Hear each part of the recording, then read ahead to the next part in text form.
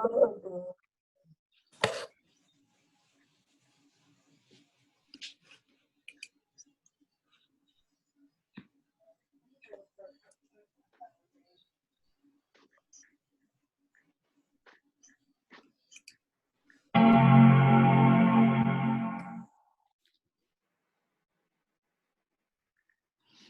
everyone. Hello. Hello.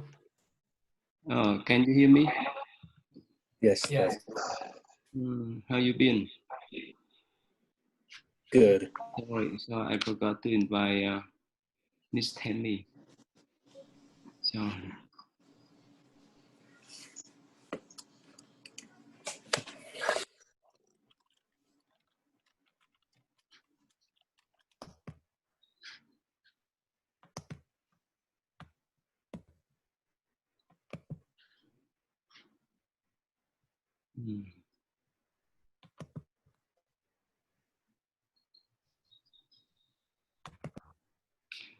Your computer is international is better now, right, William? Yes. Oh, good. Yeah. I'm at the office right now. Much better? Yeah, I don't know why it was so bad yesterday because usually it's fine on Fridays. I'm almost always at home. Yeah. Hi, Miss Tammy. Hello. You can say hi. Hi. Hi. Yeah. Okay. Bye. Yeah. Okay. Hi. Let's start to read the sutra. Okay. Let's see. Thân Thiên, you invite your brother in, please. We are Dharma lecture. Okay. My brother did not receive the email. Let me give him the ID number. Yeah. Sorry, I forgot his email. Can you give him ID number? Can you go to the Zoom? I will give you the ID number. Okay. I give you to then.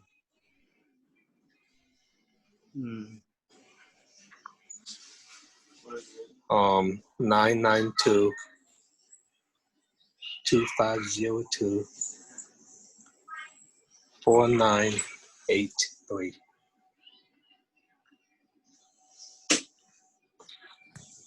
Okay. Okay, just start. Sorry. Yeah, go ahead. Thân Thiên, please. This one here. Oh, so is it my turn? Yeah, you can read this. Yeah. The Buddha. The Buddhas appear in the world solely for this one reason, which is true. The other two are not the truth. Never do they use a lesser vehicle to save living beings and the fairy democrats. God himself dwells in this great vehicle and adorned with the power of meditation and wisdom that go with the Lord he has attained. He uses it to save living beings. He himself testifies to the unsurpassed way, the great vehicle, the law in which all things are equal. If I use a lesser vehicle to convert even one person, I would be guilty of singleness and greed. But such a thing would be impossible. If a person will believe and take refuge in the Buddha, the thus come one will never deceive him, nor will he ever show greed or jealousy, for he has rooted out evil from among the phenomena. Therefore, throughout the 10 directions, the Buddha alone is without fear. I adorn my body with a special characteristic and shine my light upon the world. Okay, that's all. What they say is the Buddhas appear in this world for only one reason, is that they only use only one great vehicle, and there's no, which is the Buddha vehicle, to teach the living beings so that they can be free from suffering and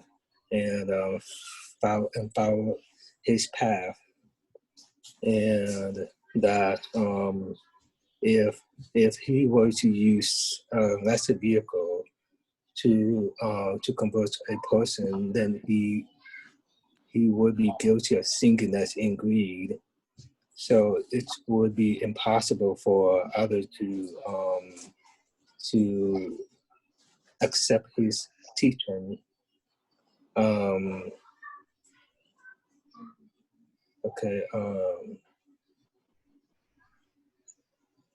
I think this is what all the Buddhas from the 10 that Western do the same way as he does. Is to use to teach a great vehicle. So the main purpose of the appearance on the world is to teach us how to recognize pure nature, right? Buddha nature. Thank you. Yeah, go ahead, John, please.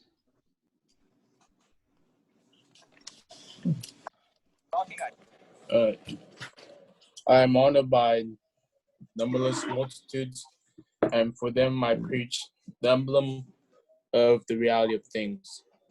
Shariputra, you should know that at the start, I took a vow hoping to make all persons equal to me, finding a distinction between us, and what I long ago hoped for has now been fulfilled. I have converted all living beings and caused them to enter the Buddha way. If when I encounter living beings, I will in all cases teach them the Buddha way, those without wisdom will become confused and in their bewilderment will fail to accept my teaching. Although that such living beings have never in the past cultivated good roots, but have stubbornly clung to the five desires, and their folly and craving have given rise to affliction. Okay, can you summarize, please? So what I got from it is that person who was teaching about the Sariputra knew that when this person started, he took a vow to make all living persons equal to him, finally sort of distinguish between them. After he converted all living beings and caused them to enter the Buddha way, there are some without wisdom will be confused and their bewilderment will fail to accept the teachings. So they would refuse it. And so living beings have never in the past cultivated good roots, stubbornly clung to their five desires, have folly and craven to the rise of affliction. So what's the main idea of this? Right. So I guess the main idea from what I've read so far is that there's those that enter the Buddha way. There's those that try to enter the Buddha way, but they don't give good knowledge or have the wisdom to accept the teachings, in which it causes them to be stubborn and given to their desires, which given the rise to afflictions. Okay, so here you see that what I say, he never have any kind of jealous thoughts, anger. He want everyone to enter Buddha way, to attain the Buddhahood, to become Buddha like him, or like all the Buddhas. have the same mentality. So, like in real life, what happened if a businessman, for example, like Bill Gates, and if he wished that everyone could be billionaires like him, is that possible for him? Hưng Thiện, what do you think?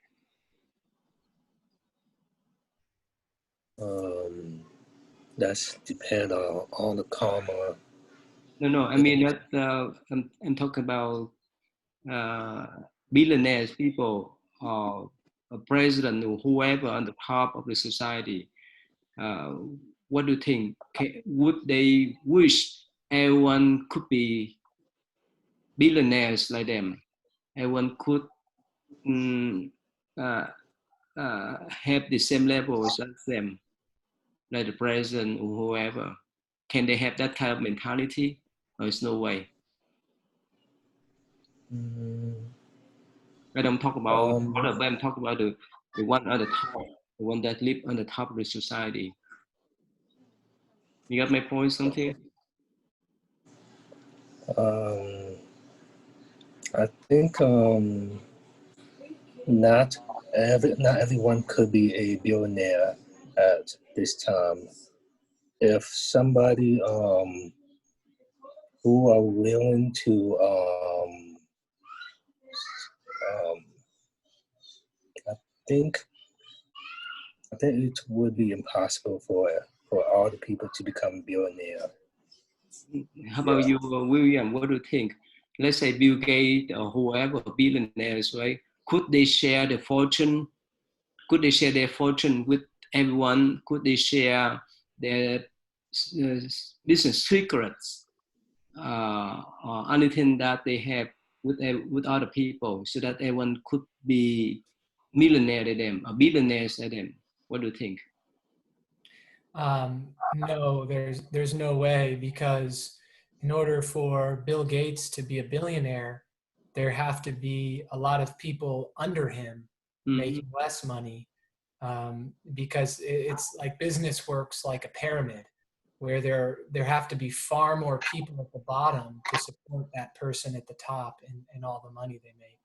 So if Bill Gates wouldn't have enough money to give to people to make them billionaires, and if he didn't compete aggressively, then he would no longer be a billionaire. So he can't. It's money is a different thing than the Buddha nature. Yeah, no, I mean that I just want to give that kind of example to see the Buddha mentality and common people mentality, right? The Buddha mentality is that whichever thing they have, they share. Whichever wisdom they have, whichever thing they know, they want, they share. Or means with the wish that everyone could attain to their state of mind, Buddhahood, or become Buddha. That's the mentality, right? But for common people, there's no way, right? There's no way for them. Even, of course, they may not need to share the fortune, but they may share some business secrets. How did they successful in business, right? You think would they share that type of secret, that type of methods, that kind of approaches for even their employees or even their family members or whoever or friends? You think they would just share so that with the wish that they would be billionaire like them? I sorry, I don't mean to interrupt, but I don't think so. Yeah, I don't think that they would want, like, just an ordinary person, if they become billionaires, I think they want to keep all their secrets to themselves so that nobody else can become a billionaire as them. That's just my opinion, because like Jeff Bezos, the Amazon guy, he's a perfect example. I mean, he's worth $150 billion. I mean, what man needs $150 billion? With the whole COVID situation, he's becoming even more rich because people are depending on his services. And instead of him trying to help, to come up with some vaccine or to help the world in other ways, it's like he does more and more damage in other ways, and to make himself more rich, and when people have that type of mentality, it doesn't matter if it's 150 billion, it can be 250, 550 billion. It's like in their mentality, it never stops. It's like enough is never enough, And so I think that when people have that kind of mentality, I mean, it's a terrible thing, because you can be a billionaire, but you can also have that mentality to share it with other people. But I think that in the age, that the times that we're living now, there's not a lot of people that are in that situation where they share their secrets so that other people can become prosperous like them.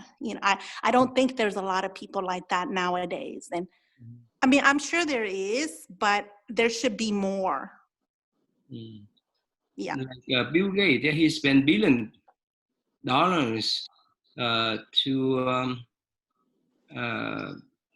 have vaccination for poor children, poor people in Africa. So is that good? Yeah, that's good. Yeah. Okay. How about you, Miss Tammy? You follow our conversation? Are you busy with your children? No, I'm following. I got you. So what do you think? No, most people, no, very few, probably almost none would share the secrets. They'll keep all the wealth and knowledge for themselves. Yeah, that's what the problems of human, right? We have attachment, ego, that we want to keep everything for ourselves, right? We would not like to share with other people, especially the secret one, the one that we are so successful. We will always want to be on the top of everyone, of everything. So that's human mentality because of the attachment to the ego. But for Buddha, in the past, present, and future, they don't have that kind of mentality. Whichever wisdom, whichever thing they know, they want to share all. They want people to become them, one of them. So that's beyond human thinking, right, William? Yes. Okay. Yeah, Thầy Giáo Pháp, you want to share anything?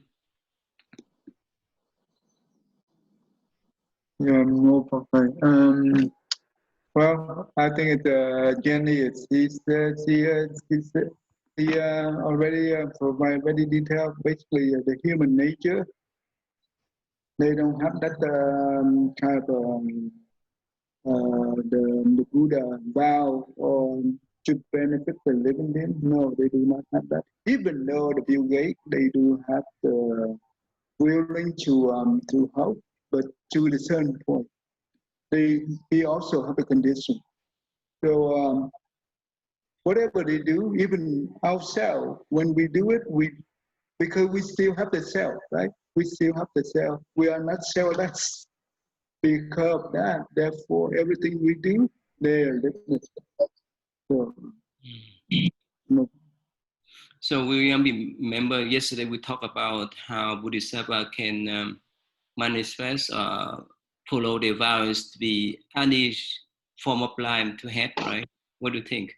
Is it in line with what the Buddha taught here? That,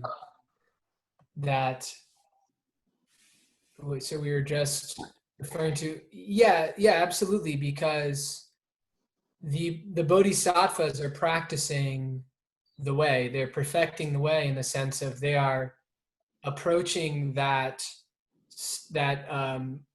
state of being where they are completely selfless. And so there's nothing that a Buddha would want to hold back. So a bodhisattva is gradually perfecting that, so that anything that they would want, for themselves, they would want other people to have it as well.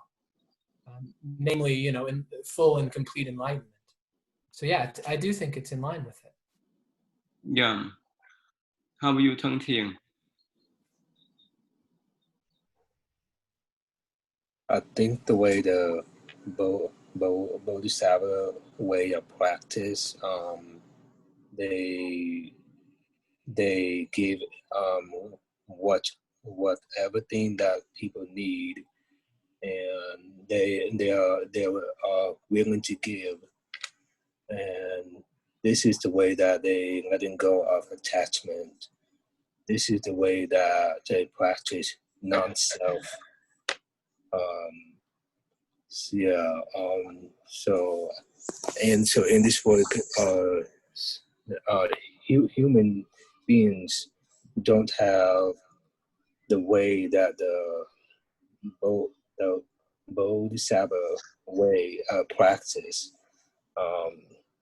So I think when we practice giving, we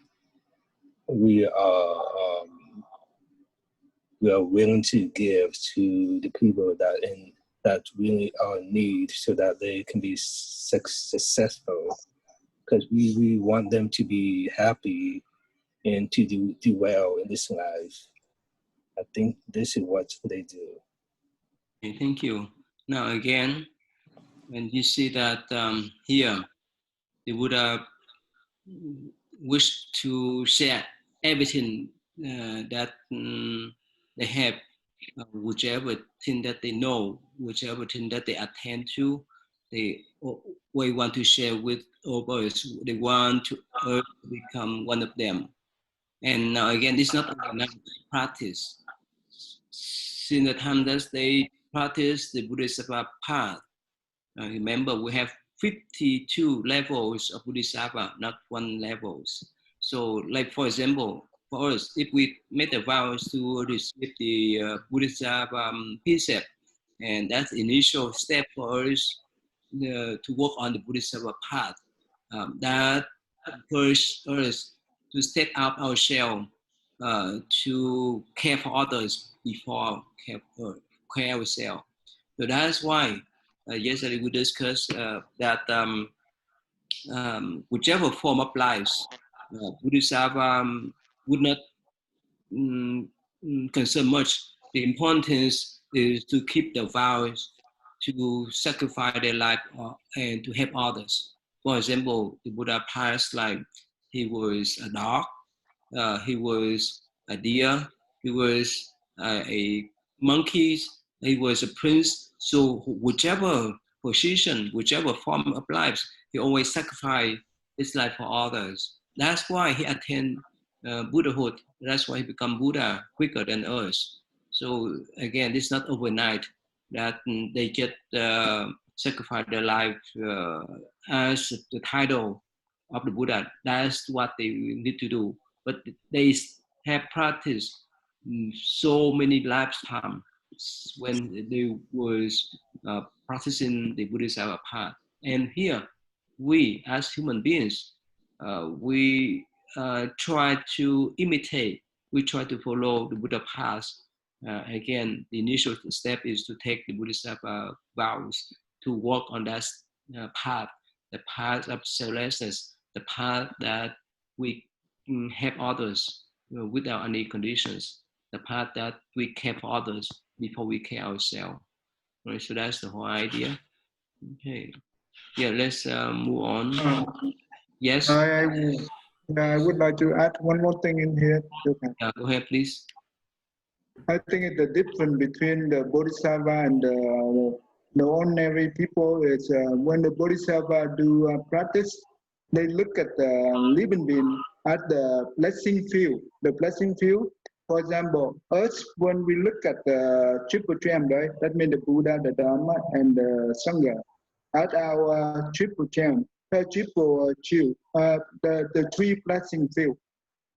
But the Bodhisattva, when they look at the living being and they serve the living being at their blessing field, that's where they generate a blessing very quickly. But we do not look at the living being as a pleasant field, therefore we cannot do it. But they do. Yeah, that's what they do. Mr. Mu, want to share anything? Hello, Thầy. Yes, Yeah, I'm here. Can you repeat? Yeah, would you like to share anything about what we discussed? I came in halfway, so I'm not sure. Can you repeat the topic for me? The topic is that all Buddhas are selfless, so they share everything they have, every knowledge they have, every position they want to share with living beings. That's why they want everyone else want to become a Buddha like them. But for us, as human beings, there's no way for us to share our business secrets, our fortune, and so forth to other people. That's what we talk about. Yes. I think the hardest part as humans, whether we want to, and I'm sure there in all of us, there are moments of selfishness and there's moments of selflessness. But the difficult part is when you want something for somebody else. Number one, you need to make sure that you don't have an ulterior motive, and I say that because I find myself having that weakness too. I understand that when the Bodhisattva wants something for the living beings, for the sentient beings, they want that, but in a sense that there's no attachment, there's no other reason other than to help reach a goal, and that goal is to achieve the wisdom to become a Buddha, because that's the ultimate goal. I think as humans, sometimes in self-reflection, let's say I want something for my kids, but I have to self-reflect, is that something that is solely for them and based on why is it that I want for them, or why is it that I want to help this person, and then for example, sometimes you want to be selfless and you want to be compassionate and you want to help people, and let's say they appreciate it, then that's great. If they don't appreciate, do you have a twinge or a moment where you're like, well, why didn't this person react this way? Or if your intention was misinterpreted, do you feel a twinge of, bitterness? I wanted to help him, but he didn't take it that way. So that kind of attachment to me is very difficult as a sentient being, as a human being, to be able to let go, because I think even in the sutra, sometimes even a momentary thought that comes into your head, even though you don't want to grasp it, but because you are still attached to this life, still attached to this body, still attached to the living situation that we are as humans, that thought sometimes occurs instantaneously. And if you're wise enough and you recognize it, you can chase it away. But just that fact that it arises, it just makes us, that's the part that I think is the most difficult part, that you try to get the attachment of yourself away and the attachment of a certain agenda or a certain motive away. So definitely the Bodhisattvas or the Buddhas have reach a certain level that we, or me as a human being, can only aspire to. But at this point, no, I'm not there yet, because I have to make sure that my intention is pure, and I try to listen to the thoughts in my head and try to make sure that what it is that I'm doing for somebody else is indeed for them, and not that I can get any satisfaction or any gratification that could benefit myself. And my husband, sometimes he says this, let us, he would tell somebody, let us do something for you, because giving is actually a selfish act for the person who gives. So I want to make sure that I stay away from that. I want, however we help or however we give, that it does not become a selfish act, that even though the act benefits the other person, but I want to make sure that I don't focus that my agenda or my motive is to benefit me. Thank you. So that's why, again, when we discuss about the motive of Buddhists and Bodhisattvas, definitely they're so pure. Again, it's not overnight, because they have done in limitless lifetimes, from this lifetime to next and so forth. But for us, as human beings, yes, we have tendency to do things for others with condition. So that's why when we make the vows to walk on the step or the path of Bodhisattva path, we would take that Bodhisattva precept that we need to think about other people first. We need to do other people beneficially first before to bring the benefits for ourselves. So again, this is some guidelines for us to follow. It's not easy for us to build up that kind of habitual patterns to step out to help others, to think other people before ourselves, to reverse the patterns that we used to have currently. So that's why in Mahayana tradition, we have that path, that Bodhisattva precept. That's the initial step for us to walk on the Bodhisattva path. Okay. Yeah, so let us move on. Yeah, go ahead, please, William. Okay. Their desires their desires. Yes. Their desires are the cause whereby they fall into the three evil paths, revolving wheel-like through the 6 realms of existence and undergoing every sort of suffering and pain. Having received a teeny form in the womb, in existence after existence, they constantly grow to maturity. Persons of meager virtue and small merit, they are troubled and beset by manifold sufferings. They stray into the dense forest of mistaken views, debating as to what exists and what does not, and in the end, they cling to such views, embracing all 62 of them.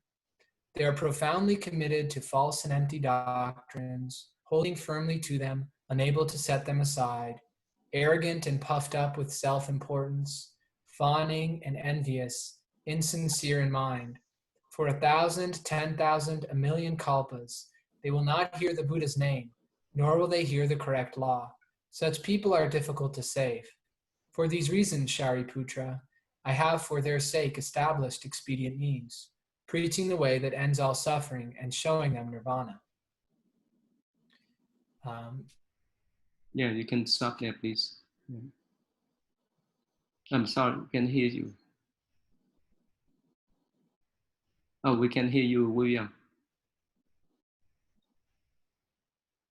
Oh, we can hear you. In these cycles of birth and death and rebirth in the different paths, the different realms of existence, and makes it clear that the reason that's happening, falling into the evil paths in particular, is happening because of desire, but then really any sort of rebirth is also because of desire.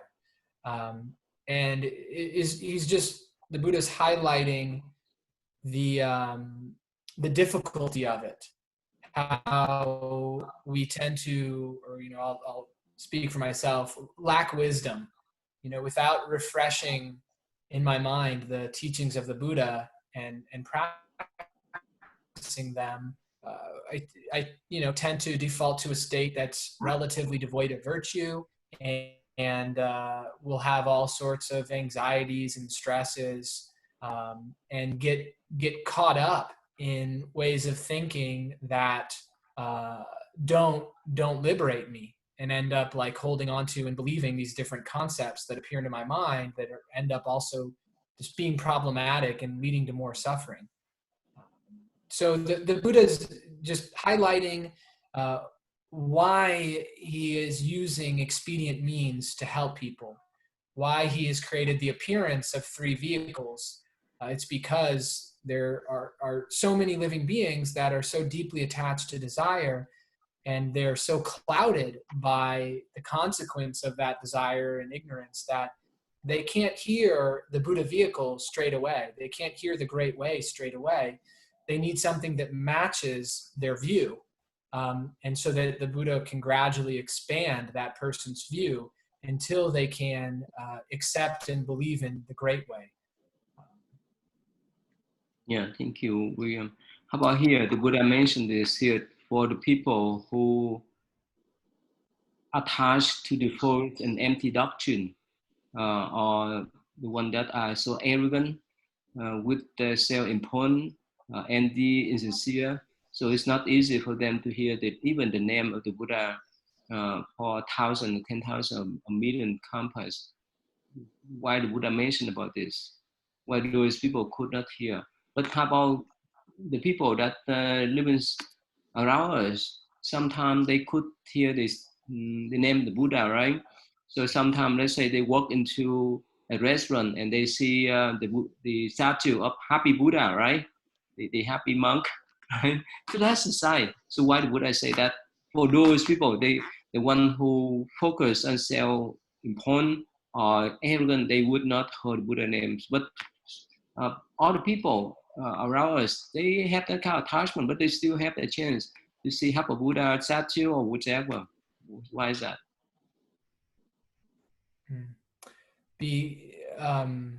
This would be because it would be better for a being to not hear the Buddha's name than to hear the Buddha's name and then reject it or show any sort of negative reaction in response to the Buddha, because then that will generate negative karma for them.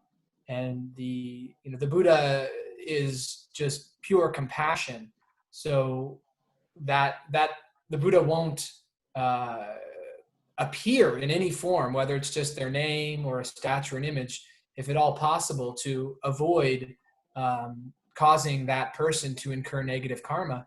And they don't have the affinity, they don't have the appropriate karma or consciousness to encounter that, even the idea of the Buddha. There's not space in their mind for the idea of the Buddha, and so because of their bad karma, and they won't have the the pleasure of encountering any marks of the Buddha.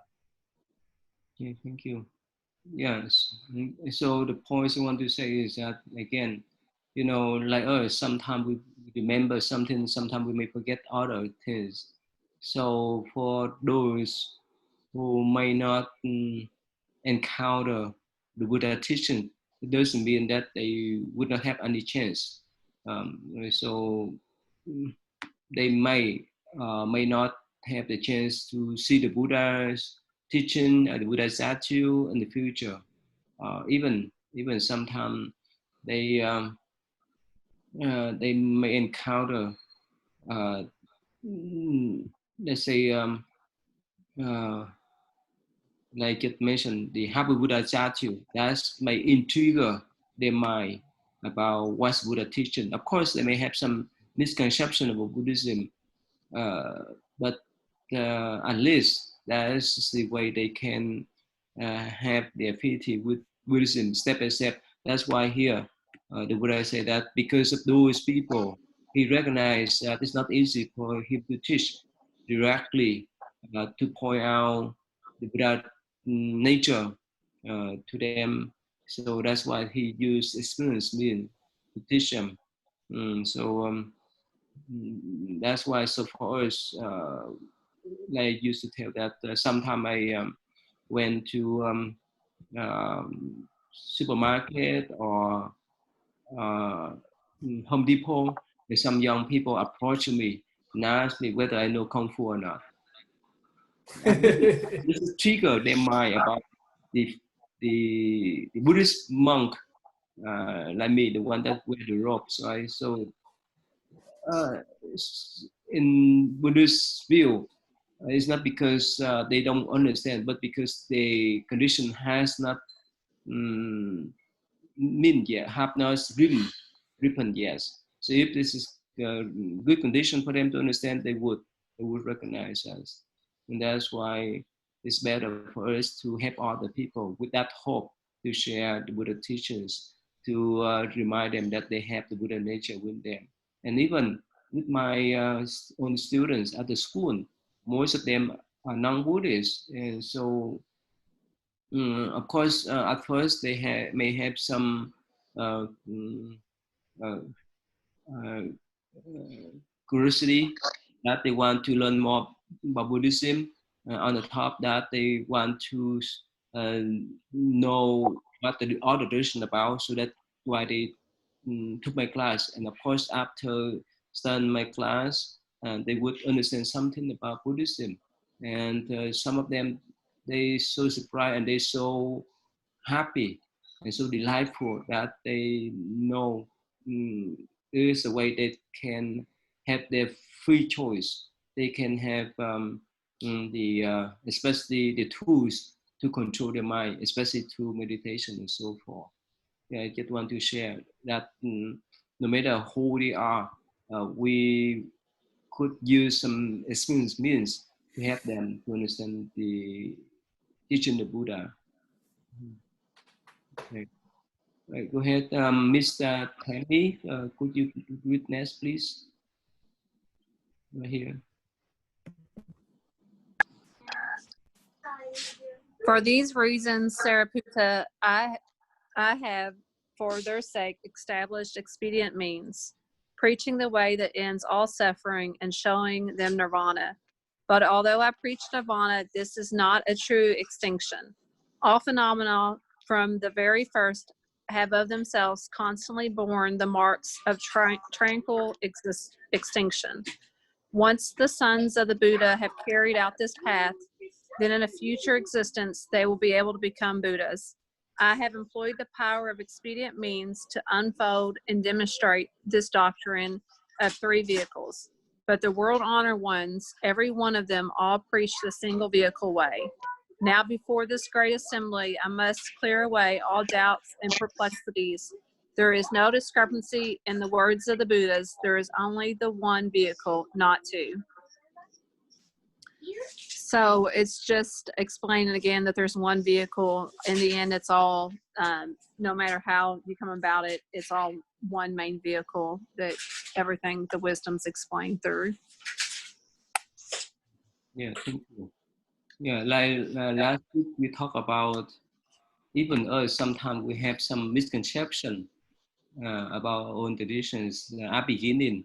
For example, when I was young, when I first studied Buddhism, I have that kind of pessimistic views, or I want to practice meditation and the samadhi and do not care much anything about others that live around me. Of course, I read some lectures. I mean that writings from other Buddhist teachers too. They have that views, especially. I was born during Vietnam War, and there's a lot of killing, a lot of sufferings. We would witness all kind of death or killing, shooting around our towns. I remember that when I was in Vietnam, uh, toward the end of the war, many young soldiers, when they was enlisted into the army, and somehow for the next few months, when they went to battlefield, they were killed. And in my neighborhood, many of them were killed, and that's why they did the funeral service for them. So again, with that views, somehow we recognize as life have so much sufferings, and later on when I first studied about Buddhism, yes, some Buddhist monks wrote their commentaries about Buddha teachings in that pessimist view. And that's why somehow at first I thought, oh well, I can cut the break by myself and let go of everything. I would not need to care, even my friends, even my brothers, even my family members. I just want to practice by myself. So again, that's not the Buddha teaching. That's only the first part I just mentioned before. The first part that when we have so much fluctuation in our mind, yes, we can take up to go to the mountain, to the forest, to do meditations. But when we have sufficient wisdom or abilities, we need to share with others. Like a college student can tutor the junior one. It doesn't mean that he needs to finish up or graduate from college in order to be tutor. So he can be tutor anytime that he like to have the younger one, you have the junior one. So that is the actual Buddha Bodhisattva path. And again, here in this passage, the Buddha said that that's only path that he wants to teach us is how to become a Buddha, not to attain Nirvana, not to run away from everything and so forth. Of course, detachment is one of the important virtue that we need to do. But whenever we think about others, ultimately we would not care much about ourselves. That is form of the practice for us to do. Instead of run away from other people in the form that we don't want other people to disturb our concentrations. So that's different paths. That's why here the Buddha said there's only one vehicles, only one path the Buddha want to teach us that how to become Buddha.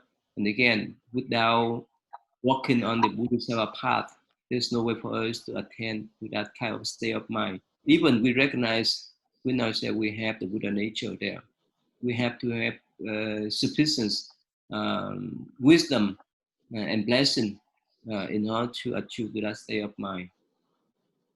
Is that like, yes, we know New York, but if we don't have cars, if we could not fly, I mean, that if we don't have money to buy airplane ticket, yes, it may take time for us to walk from, let's say, from California to New York. Yeah, we could walk there, but it's be long distance for us to walk. So instead of having the convenience way for us to get there by car, by train, by airplane, we can get there quicker. So that's why if we work hard, we can earn money to buy car, to have the ticket for the train and for the plane to get there. Similarly, we need to help others to set our boundary. That's the way we can accumulate our merits and wisdom, and so that eventually we would be one of the Buddha like him. Okay. Any comment about what I want to just share? Yeah. Okay. Go ahead, please, Miss Thân Như.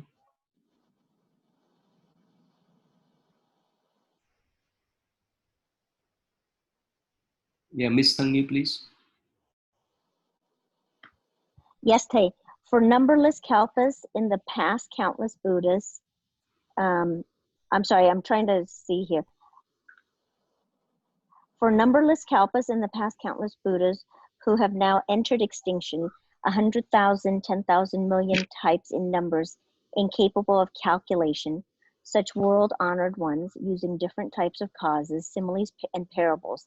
The power of countless expedient means have expounded the characteristics of teachings. These world-honored ones have all teach the doctrine of the single vehicle, converting countless living beings and causing them to enter the Buddha way. And these great sage lords, knowing what is desired deep in the minds of the heavenly and human beings, and the other living things throughout all the worlds, have employed still other expedient means to help illuminate the highest truth.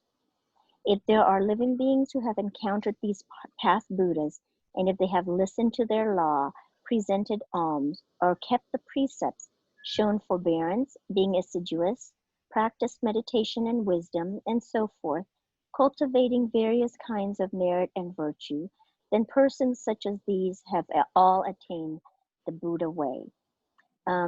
So it's, to summarize, is just saying that many countless innumerable Buddhas and other world-honored ones have all used the expedient means and skillful means to help and to guide living beings into the path of the Buddha way.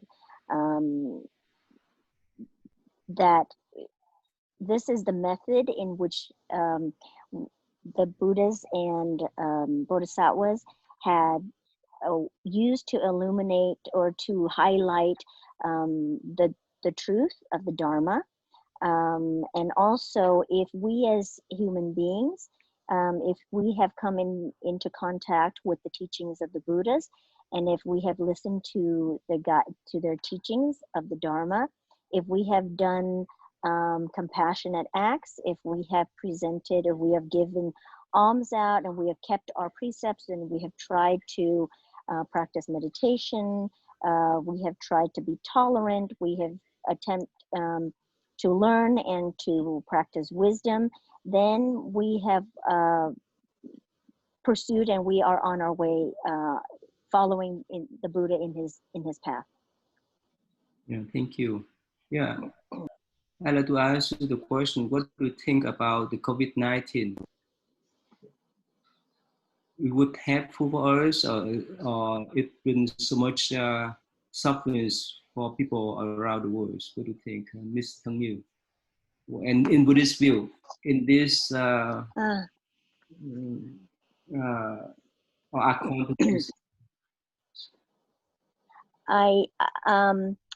you know, when this COVID-19 started, the first thought that came into my mind was perhaps this is the universal Dharma, the common Dharma that we all share together. And I felt this was actually a tally of people's Dharma or karma. This is basically nature's way of tallying up and balancing the account of the karma of the people. It is also a way, and initially, you know, and still now, we can't get a specific answer. There's really, it's difficult to get a transparency, but at the time, you know, we learned that the virus it was initiated at the wet markets in Guangzhou and in Wuhan, and that what I thought at the time was, perhaps this is Buddha's way of teaching us we should be eating less animal products, focusing more on plants and vegetables and vegetation, and so that way we can kill less, because here it is, the animal world is rising up, and it is our karma that is being tallied, and it is, perhaps this is, you know, potentially one of the skillful means that the Buddha is using to teach us, to enlighten us in the ways of how we should conduct ourselves, how we should regard other people. I think the COVID situation and the quarantine has brought out the best of the people, but also it has brought out the worst of the people. It has brought out the sacrifices of the people and the ones that are the first responders who have chosen to stay in the field, where they had the option of just walking away for the protection of their family. But they are there in an environment that is dangerous because they are exposed to the viral load, the high concentration of the viral load all day long. Then they have to, taking care of the patients. Then they come home and they have to isolate themselves from their family. It's brought out the best of the people, and still they are working selflessly. So that falls into the theme of what it is that we're talking today, about skillful means, about compassion, about giving, and are we, in our selfless way, even though we are not, to the point of the bodhisattvas, but perhaps we are on the initial path. So I think in this situation with the quarantine, there's so many lessons that is being taught. One is to me in what I was focusing on at the time was, this is how we are taught. Maybe we shouldn't do this. Maybe we shouldn't be consuming so much animal products. Maybe we should have more respect to the animal kingdom. Maybe we should have more respect towards one another. And I think this is karma being manifested. Thank you. How about Miss Tema? What do you think about the COVID-19 in Buddhist view? What do you think? So I would have to definitely agree on the animal part of it, because even if that's not, well, definitely with the origination, but even if you didn't get it with the origination of the disease, then with the meat packing plants, how many issues they had in those plants, and just seeing them on the news, how the people are just packed in there working. So if you don't even have the respect for the animals, you don't have respect for your employees. That was definitely, I think, highlighted in it all.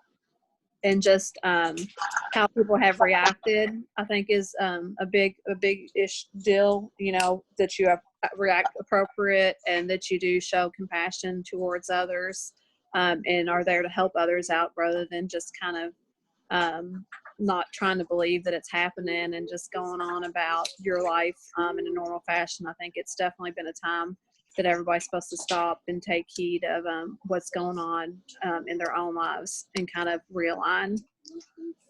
Thank you. How about Miss Jenny? What do you think? I think that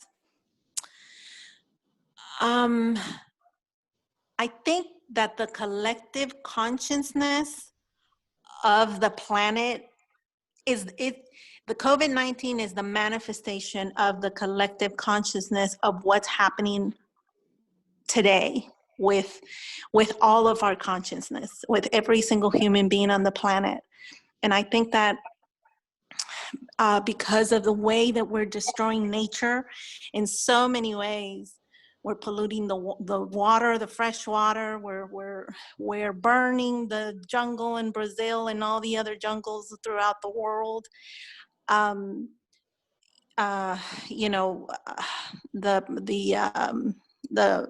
gas, the methane gas, the CO2, all of the fire. I mean, just the climate change, the climate's heating, all these things. If you add them all up, I think it's a manifestation of what's inside our consciousness.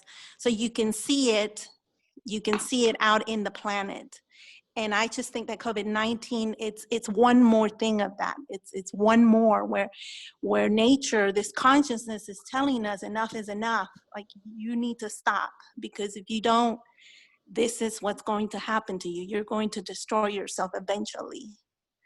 And some of us have learned, like we have learned from this COVID, and we become more compassionate and more helping. And like these doctors are giving up their families and themselves to put themselves on the front line to save other lives. And there are so many people that are doing so many sacrifices that they can't even believe that they're doing these sacrifices. They never imagined that they would be put in a situation where they would have to choose, and they chose to save other people instead of themselves. So that's a good thing.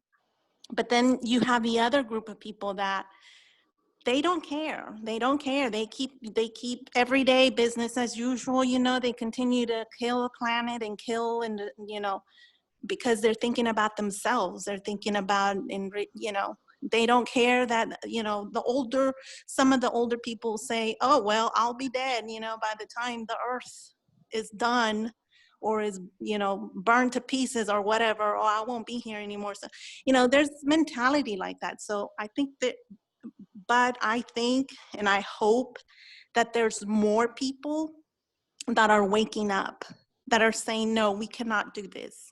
We cannot destroy the planet. Because if we destroy the planet, the nature is as if we are destroying ourselves. So I think there's an awakening, and I hope that awakening overcomes the other half of the people that are still asleep, that they don't realize that, hey, we need to stop our behavior. So that's what I think about this COVID-19. Yeah, thank you. So William, so now we have more than 5 million people who got this virus, and more than 115,000 people around the world died because of this. And many people lost their jobs, and even during the lockdown, right? There's so many problems that we have with ourselves and or even our family members. So what's the good side of this? In Buddhist view, what do you think, William? Well, in Buddhist view, it would be a completion of a karma. So we only coming into contact with conditions because of past actions that we've taken, and also our current consciousness. That's going to determine the conditions that we come in contact with. And there are, of course, for someone who dies from it, well, if they don't have any sort of guidance and they're kind of stuck in lower paths or evil paths, that's it's hard to see that it's hard to not see that as a bad thing. But the silver lining for that person, that sort of worst case scenario, would be that whatever karma they created that made them subject to dying from this infection, well, then they would have completed that karma. So that's kind of the worst case scenario of people who are getting the most negative aspect of it. I mean, there are quite a few people who are probably becoming quite wealthy because of this, where they're creating a business to sell face masks, or they've created a test and they're making money off of testing people, or different sort of systems. There's my brother works with Google, and Google is doing a whole bunch of stuff to try and help. So it's like there's a story of a Zen master. There's multiple Zen master stories like this, where something happens and they ask the Zen master, like, oh, hey, that was bad, right? And the Zen master's like, I don't know. And then later, because the first thing happened, then something that apparently good happens because of the apparent bad thing happening. And so then they come and ask the Zen master again, oh, that first thing looked bad, but then this good thing happened. So because of it, it must have been good. And then the Zen master still didn't say it was good or bad. It was just like, we'll see, I don't know. And then a bad thing happened because of it. So it set off this chain of effects that was going between like apparently bad things and apparently good things. And it's, the lesson of it is that we only have a small view. We in our conscious mind, we only see a part of the picture. And so then it can look good or bad because we're just seeing part of it. If we see the whole picture, then my understanding from a Buddhist view is that it's neither good nor bad. It just is, and there is an explanation for it, because for every cause there's an effect, and for every effect there's a cause. So everything is happening for a reason, and if we focus on practicing the teachings of responding with compassion, for someone who is practicing the bodhisattva way or compassionate way, it's a huge opportunity, because then there's all of these ways in which one can help, and that's, you know, that's like a field of blessing, like Tikyao Fap mentioned. So from that perspective, you know, there it could be good. But then from the person who has lost their job and who is at home and who is, you know, worrying about how they're going to pay their rent or get food, well, then it's clearly very bad for them, especially if they have no teachings to follow. So it could appear either way, depending on someone's circumstance. But I think in the very big view of things, it's truly neither good nor bad. And it's both good and bad, and it's neither good nor bad. Yeah, thank you. Thank you, William. Yeah, that's a pretty good explanation. Anyway, since time is up, but we have a lot to discuss, especially this, since it's like the wake-up call, right, for us, whether it's good or bad in each our views. So anyway, so let's just end today, and we will discuss next time again. Yeah, go ahead, Thang Thiện. Can you say Namo Buddha, please, Thang Thiện? Namo Sakamuni Buddha. Namo Sakamuni Buddha. Namo Sakamuni Buddha. Thank you. Thank you. We'll see you next Saturday then. Thank you. Thank you, Tay, and everyone. See you next Saturday. See you next week. Thank you. And thank you for the mantra box. Oh, you got that? You test Yes. out if it's working? Yes. Oh, Did you get my text? I sent you a video when was that? earlier today, probably around like maybe